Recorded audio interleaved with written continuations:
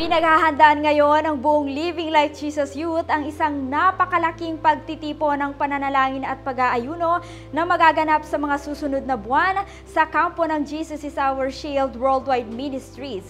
Ang pananalangin na kung saan inaasahang maglalagablab at gigimbal sa buong bansang Pilipinas at sa mga bansa sa ibabaw ng lupa.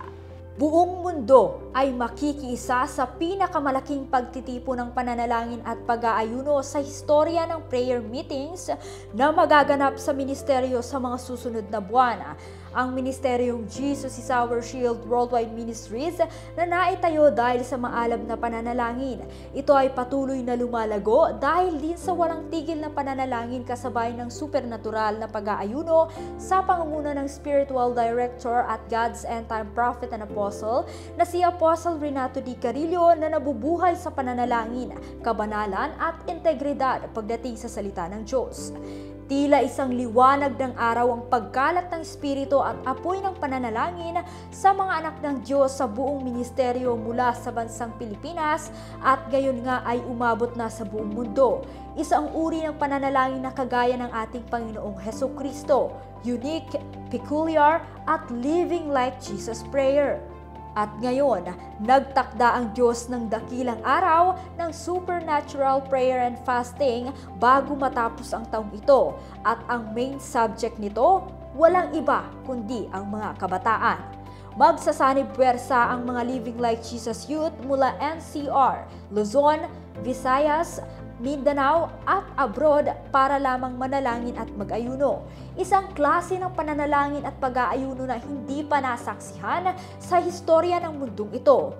Layunin ng malawakang pananalangin na ito na ihanda ang buong ministeryo, lalo na ang mga Living Like Jesus Youth na siyang key players at laborers ngayong end time para sa worldwide harvest sa taong 2024 sa apostolic revival ng buong body of Christ, maging sa 1 bilyong kabataang papasok sa langit. Bago matapos itong taong ito, this year, God said, magkakaroon ng sama-samang gathering ang Living Like Jesus.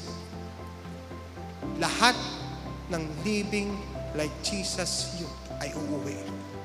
Simula sa Luzon, simula sa Visayas, simula sa Mindanao, the ends of the earth. Uuwi lahat ng Living Like Jesus. Lahat ng youth leader, lahat ng youth moderator, lahat ng youth admin ay pupunta rito sa Pilipinas. Hindi worship, hindi turo, kundi sama-samang panalangin, sama-samang pag-aayuno. As of now, prepare yourself. Imomobilize natin lahat ng Living Like Jesus Youth sa 2 araw na gawain ng panalangin at pag-aayuno. And the prophecy of God in your life will be continue to fulfill. That there will be such a cry that the world has never seen, heard, or experienced before.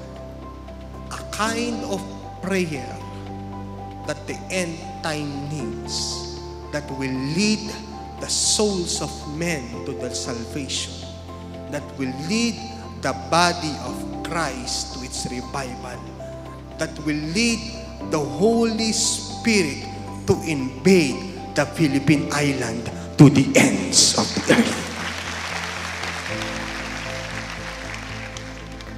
Ang event na ito ay magiging historical. Historical.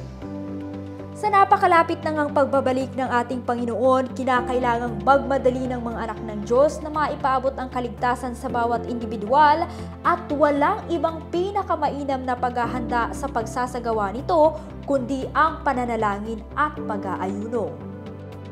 Kaya naman ang lahat ay maaaring makiisa sa pananalangin at pag-aayunong ito mula sa mga kabataan maging ang buong body of Christ. Ito ay sa darating na November 24 to 25, 2023 sa lugar ng Jesus is Our Shield Worldwide Ministries, God's Dwelling Place.